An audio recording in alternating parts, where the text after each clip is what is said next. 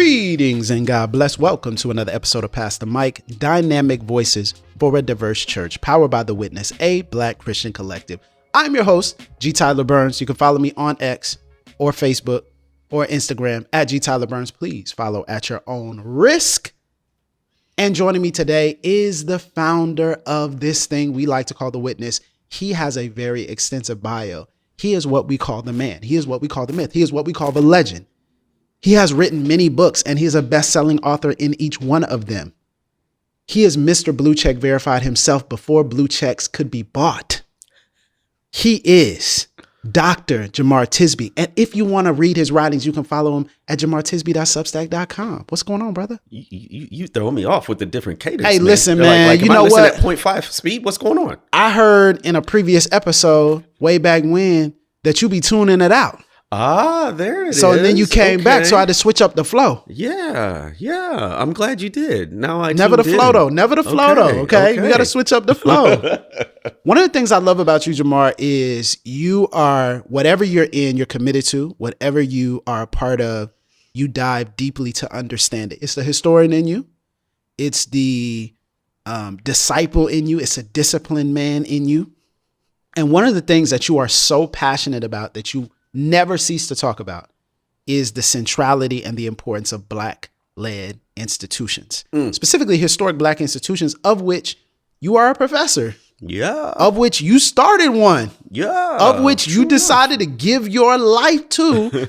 The concretizing, the protection, the advancement of Black-led institutions. And one of the things I want to say is whenever you lead Black-led institutions or Black institutions, there's a cost associated with it. There's a difficulty associated with it by nature. Yeah.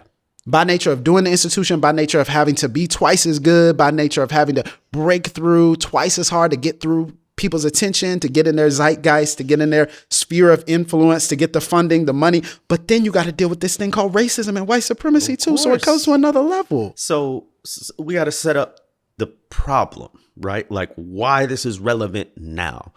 You and I are part of maybe the second generation born into a legally desegregated society. People who hear can hear what I said, legally desegregated. And in that time, over the course of just a couple short generations, we have dispersed, whether it's from our neighborhoods, our churches, our colleges and universities, into broader, predominantly and historically white institutions. And that, in a way, was a change. You could argue progress, maybe, but also there was a cost. There was a trade-off. There's a reason Black institutions exist in the first place. And that reason has not gone away. And under this new regime, that reason has become even more urgent, I would argue. So the reason is racism and white supremacy. Perfect example, the Black church tradition. Yes. The reason why there is a Black church is because there's racism in the white church. By which I mean, we didn't do like some deep theological split over the Trinity or homoousios or, whatever doctrine you want to put out there. Although you could argue it was a theological anthropology issue and an ethical issue, right? But we split because we didn't want to be treated as second-class citizens in the household of God. And we knew the only place that we could live into our full dignity as people fully created in the image of God, including our marvelous melanin, was in our own institutions. And that has to do with not just churches, historically Black colleges and universities, historically Black fraternities and sororities, even historically Black unions, like the Brotherhood of Sleeping Car Porters was the first recognized all Black union. Media outlets, absolutely. Every single Black institution you can think of probably arose because we couldn't get our foot in the door. In a historically clubs, white, gun clubs, workout spaces, martial arts, all the above. And I think the issue is we got to a point as a society where we no longer, some of us, no longer recognized the ongoing need and centrality of Black institutions. Why do you think that is? Now talk about why, because you're bringing this up a lot and you're telling me this, and this has been a refrain that we have talked about for probably 5 or 6 years, institutionalizing what we do. and protecting the institutionalizing of what we do. Can you explain and share what that looks like and why we haven't taken it as seriously as we should? Well, I remember my parents' generation, right? They're boomers. They were born in post World War II era. And for their generation, they were teenagers during the civil rights movement, right? They lived through all that. And then when they got to working age, marriage age, family age, what was success? Success was making it in the institutions that historically had barred them. So for my dad, it was working in a cubicle at a corporate office. That's not a role historically that Black people would have had. Right. He was middle management. He got, a 401k and stock options. And this was brand new for Black folks in the 70s and the 80s, right? And so, and my mom, she was a teacher, which was really the only option open to her as a woman and a Black woman when she graduated college, which even going to college was pretty remarkable at that point. And for her, it was the same thing. Get vested, have your retirement account, have a steady job, healthcare, raise a family. And so they raised us with that mentality. It's you go to, quote unquote, the good school. Yes. Which is the school historically, A, that had all the resources. Yes. Right? So that was a hoarding of resources. And B, you couldn't always get into. So yeah, Jemar, you went to Notre Dame. Awesome. That's the Black American dream, right? And so I think why we did this, because it was something we weren't even allowed to do before. Yeah. It was an option. It was a pathway that wasn't open to us before. And there was a sense in which if we could enter these institutions, we could also enter into the prosperity that came with it. So, and you're talking about this as well, people have to understand, which I think Black people will resonate with, is the second generation legal desegregated group, because typically the refrain from our parents' generation would have been, we want you to experience all the things we didn't get a chance to experience. Yes. But not just that, we want you to experience all the things we didn't get a chance to experience without the struggle we endured to get to the place where we are now. So as a result, it's like, let's catapult you. Our ceiling is your floor, so to speak. So let's catapult you and push you forward, and let's give you a head start. And you get a head start by, we learned the game the hard way. So now let's teach you the game the easy way. And let's teach you how to navigate all these spaces. But let's start you here so that you don't have to struggle and go through the difficulty and have the distractions and do all that. Let's start you this way. So it's always this, okay, well, we have to progress. We have to go forward, which in and of itself is a pure good desire. It's a desire for legacy. But it also comes with this intertwined myth that if we learn these spaces, that one day we will be in a space where these spaces will actually accept us for us. And there's a problem with that. And I think for these generations that grew up prior to, let's say, the mid 60s or 70s, because of the way society was structured, they didn't have a lot of options that weren't all Black. They grew up inculcated with this Black culture. They grew up in Black neighborhoods. They grew up in Black churches. They grew up in Black schools. And so they adopted and absorbed this sort of Black culture, as varied and diverse as it is. But they were used to environments where, even as a numerical minority in the broader culture, their world was Black. Yeah. And I wonder if there, in many cases, certainly in my case, wasn't as conscious of a passing down of the strength, of the culture, of the resources that came in those all Black environments. Okay, this is a great point, because I think for many of us, our parents looked at or would refer to it as, quote unquote, the struggle. And because of the difficulty of that moment, whether it's economically, whether it was safety, whether it was socially, whatever it may be, they looked at the difficulty of that moment and they looked at it with some sort of trauma or triggering lens. But the reality is there was a blessing in the midst of that. Yeah. And that blessing was there was a unique strength that we gained from one another and from being around each other and from being in proximity where you had a Black doctor, a Black mailman, like all these little things that you would think, oh man, I went through so much. Yes, you did. At the same time, you had a unique blessing that in our society, many of us don't get the opportunity to experience. Absolutely. I never had that. You know, for my family, my mom and dad both came from all black, low income neighborhoods. Now they grew up in the North in Michigan, and many of it was in the South, but still, you know, it was my parents. Yeah. Black community, right? Yeah. And when they both got college educations, which was pretty rare at that point, and they both got steady middle class jobs, what do? You move to the suburbs? To the suburbs, yeah. I had the fortunate experience of having a very culturally diverse upbringing, in the sense that I went to Catholic schools with a lot of Latinos, went to public high school, right? But in many ways, it was not black centered, right? You had some diversity, but it certainly wasn't black centered in the way an all black school would have been, all black church would have been, right? And, you know, people know my testimony. When it comes to church, it was a white evangelical youth group. That was my introduction to organized religion, if you will. So I didn't have those experiences growing up. And true enough, to your point, a lot of that was traumatic. Like, we don't want to romanticize the fact that, you know, we couldn't sit certain places on the bus or in the movie theater. We couldn't apply to certain jobs. We couldn't get promotions. We couldn't get access to the union. We got called auntie and boy, and all of those things. That was evil.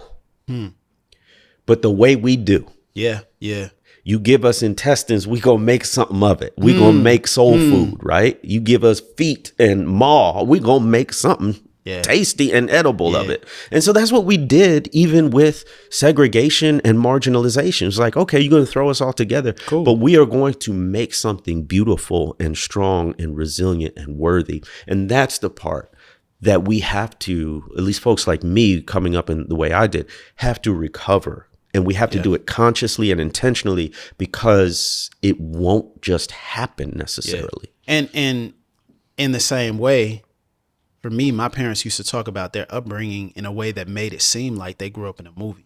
Both of them grew up in separate states, but seemed like it was a movie.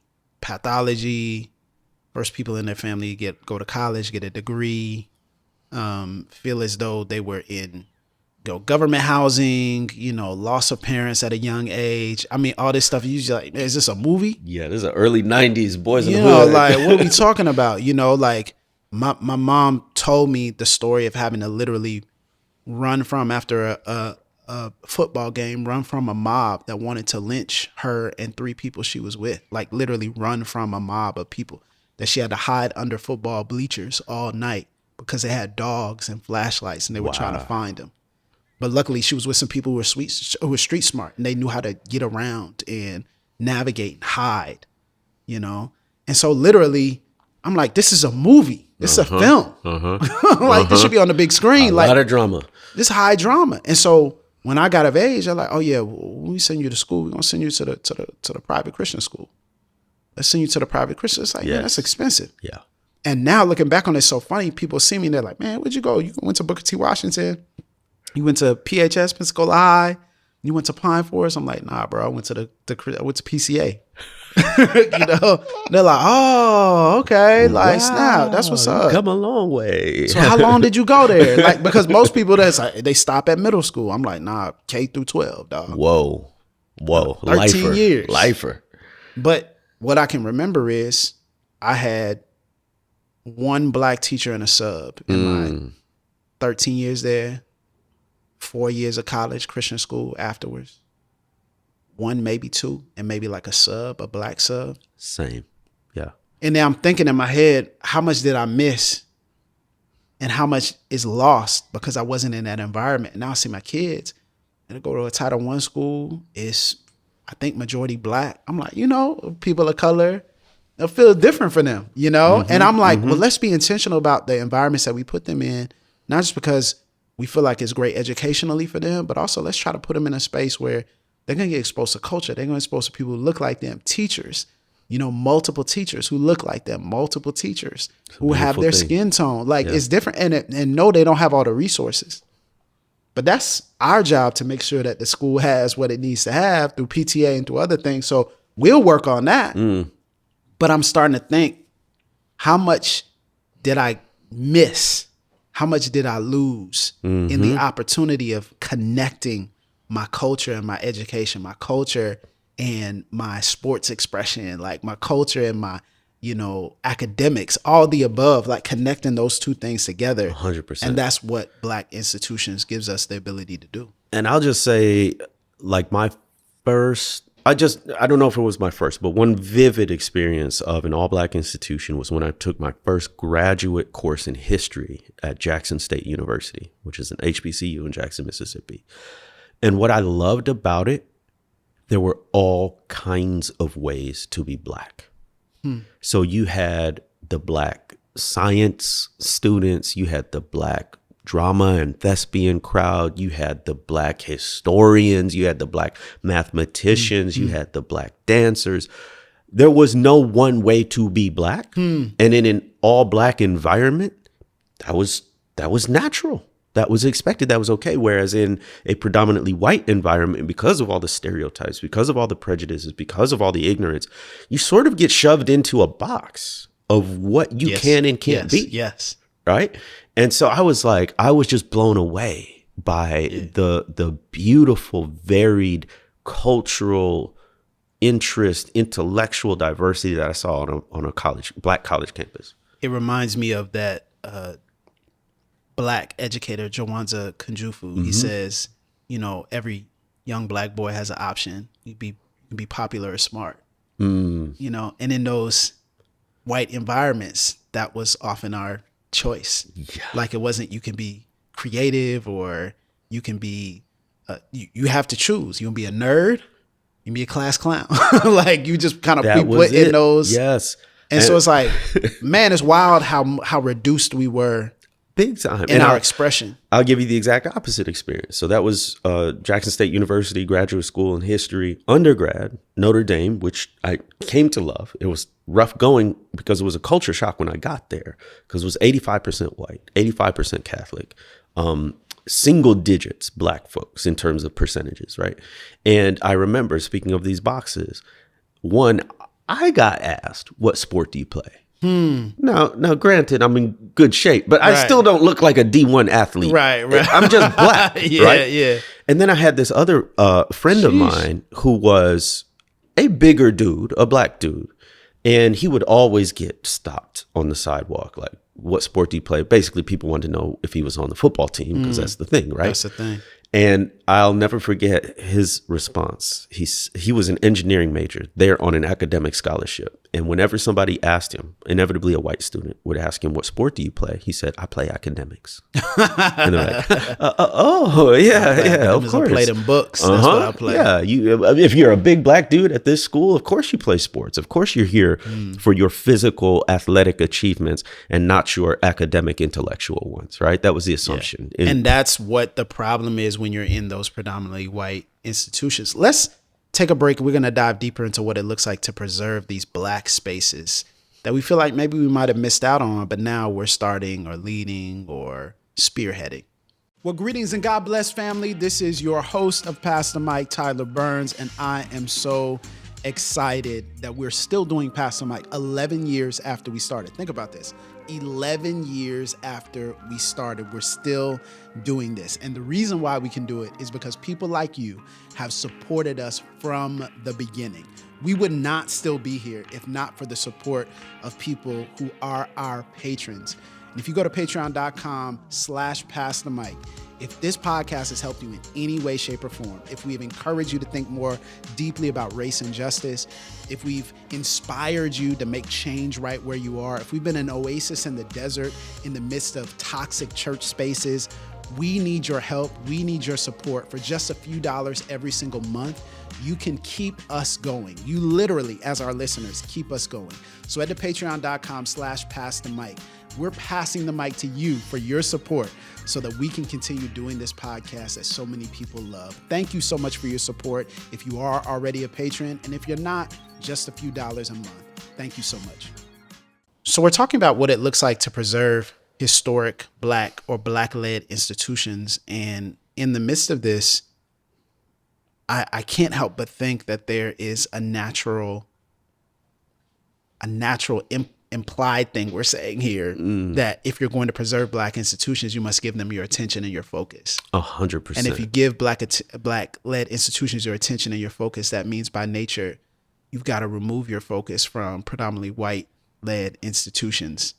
And it's not for everybody, but I think it may be for more people than what we think it needs to be. And I want to acknowledge this isn't everybody's experience. Like, still, a majority of Black people go to historically Black churches. Still, there are lots of Black people who grew up in all Black families, all Black communities, and still have this. So they may be listening to this from a different standpoint. What I'll say, though, is a point that you've brought up before is that the implied message is that what's Black is JV and what is white is varsity. Yeah, absolutely. In other words, that the stuff that we have is sort of subpar. It's not quite, that's good. It's not quite on the level of what they have. Some of it's true from a resource standpoint because of white supremacy and theft and hoarding, right? But not because it's like inherently better in principle or concept or personnel, right? So I think one of the big things that we have to do as Black people is see our institutions as institutions of value. Yes. And we actually maybe have to have a different sort of economy of what precisely is valuable. So maybe the HBCU doesn't have the huge gym or the massive budget, but what it does have is Black professors. Yes. Who can give you a vision of Black intellectual excellence. What it does have is peers who will affirm your racial identity and all that comes with the diverse culture of Blackness, and not a place where you have to be on your guard about microaggressions all the time or whatever it might be, right? So that's valuable too. And I would argue under this regime, which is working really hard to make America full-throated racist again, working really hard to roll back DEI and all the structures that we have to have on-ramps and inroads into predominantly white institutions, Black institutions have not become, but this is now a time and an opportunity to remind ourselves of why they are critically important again. I think another thing that's important as we approach Black-led institutions is to acknowledge that they are not, we shouldn't look at Black-led institutions through rose-colored glasses. Come on, talk about it. So we shouldn't look at Black-led institutions as if they are perfect or magic or will not have issues and problems. And I think this is a part of preserving them, because sometimes when we get in spaces where we're like, oh, now it's a group of us, we're not going to have any problems. It's like, no. We're human. Yeah. If there's people there, there's going to be problems. Our Blackness doesn't make us sinless, right? Like our Blackness doesn't mean we don't have internal trauma and we don't have healing that needs to be done. And we're not going to always see eye to eye or have the same vision. I'll name it. Number one, we've got entrenched leadership that says, sit down, wait your turn. Yes. It's not like merit based, it's seniority based, right? And you know this well in the church world. Yeah, for sure. There's a lot of ego. Yeah. There's a lot of ego of, there can be only one HNIC. Elitism. There's elitism. There's Patriarchy. colorism. Patriarchy. Yeah, for sure. Funny with the money. Absolutely. For sure. Sexual impropriety. Yeah, absolutely. If it's within the human experience, it's in Black institutions. It's in Black institutions. But I think what's important about acknowledging that is we don't enter in with this magic concept. We don't enter in looking to use the institution as a step stool, because what a lot of people do is they try Black institutions, but they don't commit to Black institutions. Oh, wow. So they visit, but they don't take up residency. And so the only way you're able to actually make the change to bring the institution up to where it needs to be is if you commit to the institution for an extended period of time. Now, what would you say to, well, why can't we do that in a PWI? I think when you think about a predominantly white institution, the reason why we commit ourselves to Black-led institutions is because of the, as you've said before in a recent episode, the DNA and the commitment down to the origin story of why it came to be. And the reason why that's important is those institutions are often started for us, with us at the center of the intentionality of how it was formed. So if you want to talk about the compass that leads back to True North, the True North compass is not, hey, simply the witness is going to be a place where X amount of dollars is spent. And that's not True North for us. True North is we're addressing the core concerns of Black Christians from a biblical perspective, but also a perspective that takes cultural relevancy seriously. And we are talking about race and justice and all of its various forms and all of its implications. That's True North for us. That's True North for the podcast. So we're always going to come back to that no matter what we're talking about. And I think you have to ask the question, well, why was this organization founded? And was this organization founded with me in mind? And there is a difference between an organization that will include you and an organization that will center you. There's a difference between that.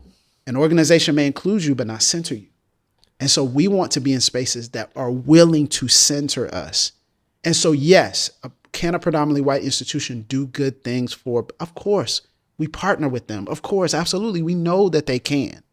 But there is another element here involved. And there is a special layer of a Black-led institution that is committed to excellence. It's, as you're saying that, it's kind of like living with a tiger if you're at a predominantly white institution.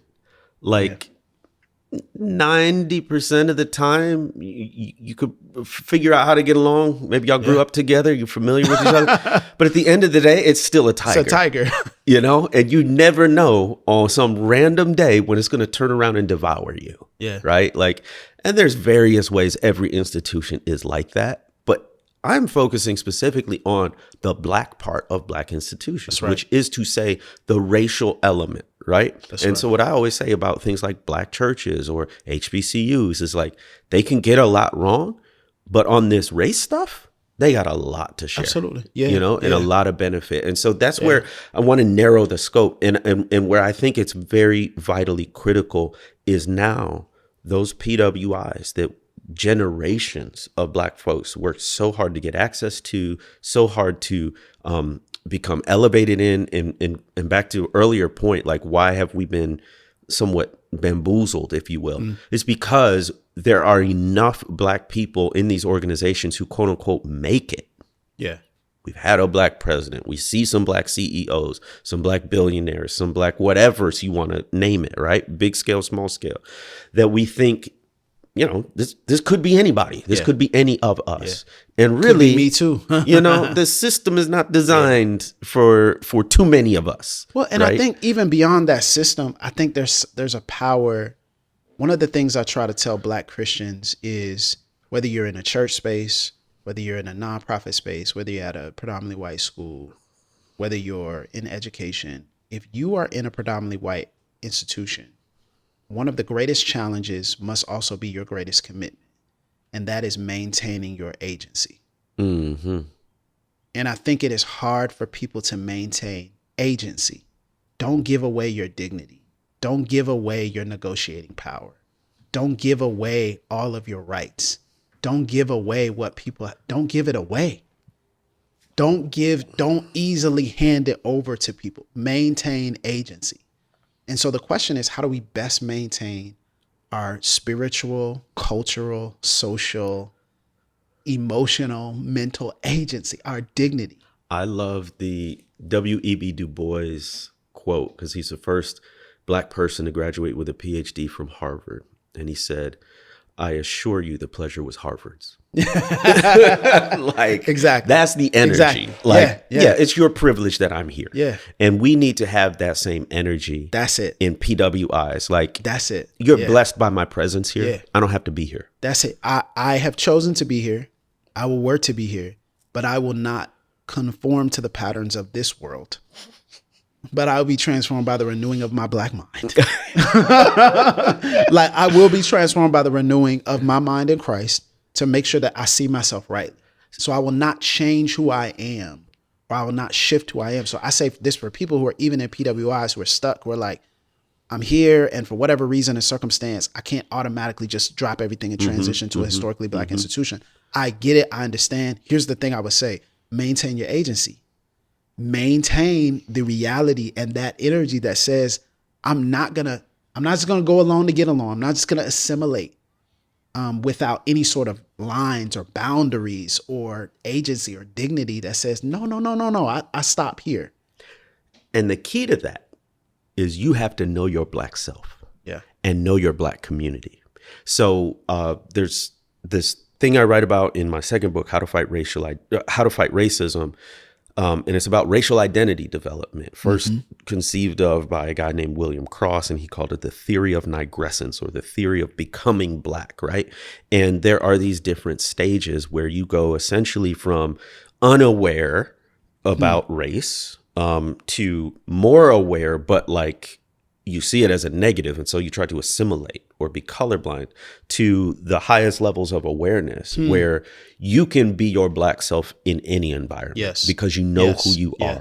So I think for a lot of Black folks who haven't grown up in Black spaces or have been distant from them time-wise, there is a sense of identity recovery and identity affirmation that you have to have in order to be able to maneuver well and maintain that agency in a PWI. So that's an argument for, if you're going to be in those environments, you actually have to work even harder and be more intentional about being grounded in your racial identity so that it's not chipped away. Well, this is how we do that. So maybe you're at a PWI and you're at a white church, but you are not specifically able to go to a Black-led institution. Well, okay, if that's not your first step, here's your first step. You have to have Black affinity groups. You have to have groups, Black-only groups and spaces, rooms, encouragements, dinner tables, parties, communities, small groups that are just, and it doesn't have to be an announcement. This is the Black-led, this is the Black-only thing. People are like, man, why are you segregating? What? No. Get a group of people together. Say, hey man, let's just talk. How you holding up? You can have your little hush arbors. Absolutely. Yeah. Like have your grove trees. Like have you. Hey, Sunday was it was something else. Yeah. I can't believe that guest speaker said some things, Wildin'. It was wild. These are communities of affirmation, as I think you've said before, or communities of refreshing. Communities of refreshing. Right. Yeah. And that's what we need. So there's a couple of points here. One, Tyler, does every Black person need to withdraw from their PWI? Or is there an argument for them to think about it now? Yeah. They should think about it. I think you should think about it. And when you say PWI, I think there's so many layers and levels. Here's what I would say. I don't understand why you would be a part of an organization or institution where you don't know where they stand about your Black body in a regime like this. 100%. Now, I understand everybody's got bills to pay. Everybody's got, life to live. But you need to know where they stand. If you're choosing to be there and you have an option, you need to know where your organization stands. I think that's important. Is that going to look the same for everyone? No. Is the transition going to be the same for everyone? No. Is the opportunity going to be the same for everyone? No. We live in different spaces, places, all the above. But what I would say is you should really think about, is this place actually giving me the opportunity to have agency in my Black body, to think with my Black mind, and to live proud of my Black self as God has created me. And by the way, as we record this in 2025, you know where your organization stands. Yeah, let's be for real. Let's be for real. That's like there's no questions anymore. Over the past 8-10 years of what we've seen, from Black Lives Matter to 2 different regimes now to racial justice uprisings. Well, let me say why I said that. I said that because yes, if your organization has existed through that, as new organizations are founded, sometimes they become tempting for people to join. That's a great point. And they think that there will be there won't be the same baggage because the organization is newer in its origin. But if it's not clear, it's still got it's the same thing. If it's not clear, got to make it clear. Yeah. And you have to challenge people to say, tell me, where do you land? So one more question. You pastor what you have described as a multi-ethnic, multiracial church, as a Black lead pastor.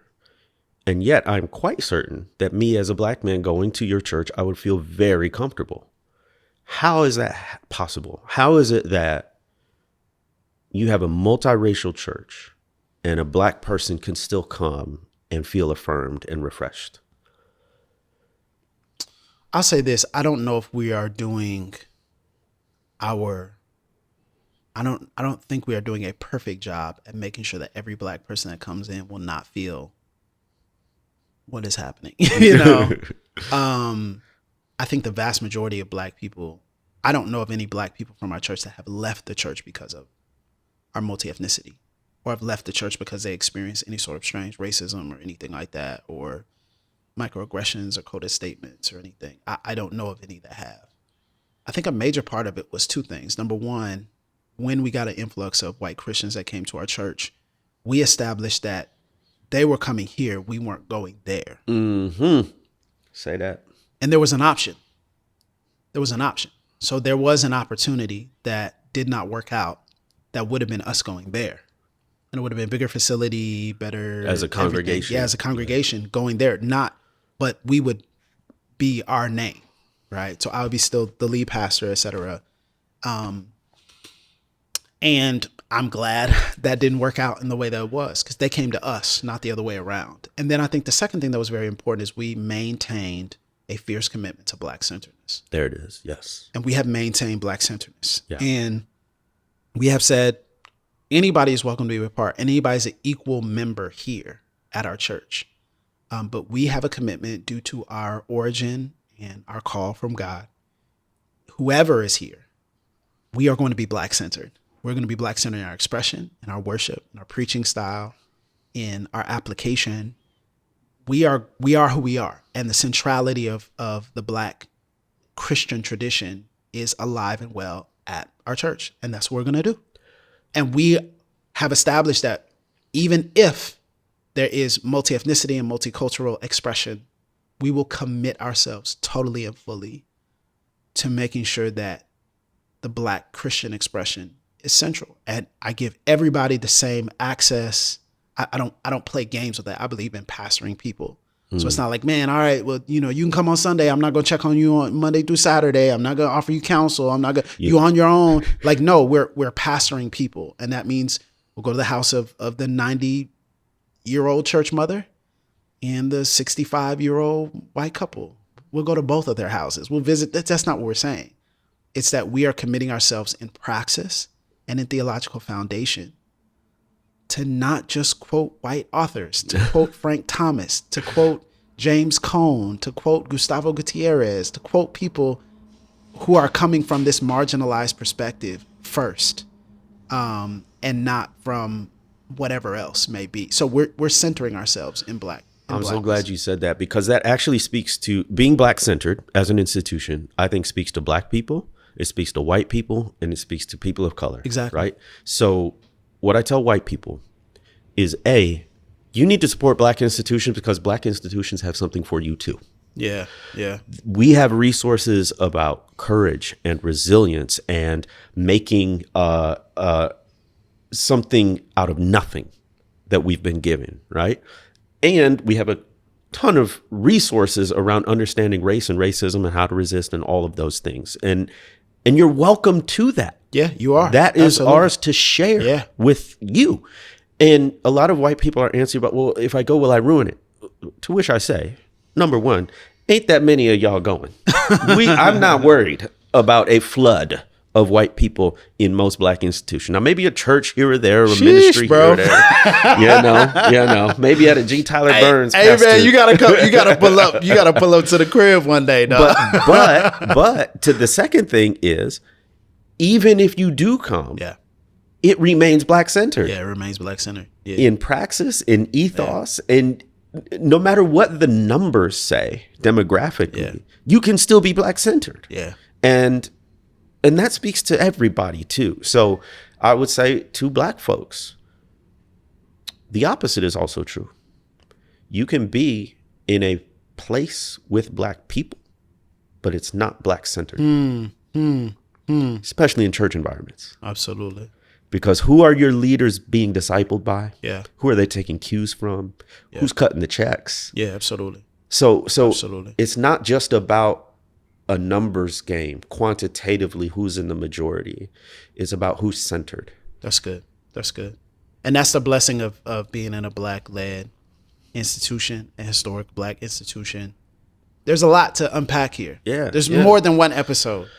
But I think hopefully people understand the commitment to our places, our spaces. And I just want to say, on a practical level, we have to financially support Black institutions. Absolutely. 100%. Like if you're looking, whether you're Black, white, any race or ethnicity, and you'll be like, okay, y'all, Tyler and Jemar, y'all putting out a lot of good points. What do I do? I may not be able to go and attend and commit to, but you can financially support. And I cannot overemphasize, because of historic inequality, yes, how vital financial support is. I'll give you one quick story and I'll cut it out. I gave a talk, which is one of the many talks I give, and a practical step, I talked about the disparity in endowments between HBCUs and predominantly white institutions.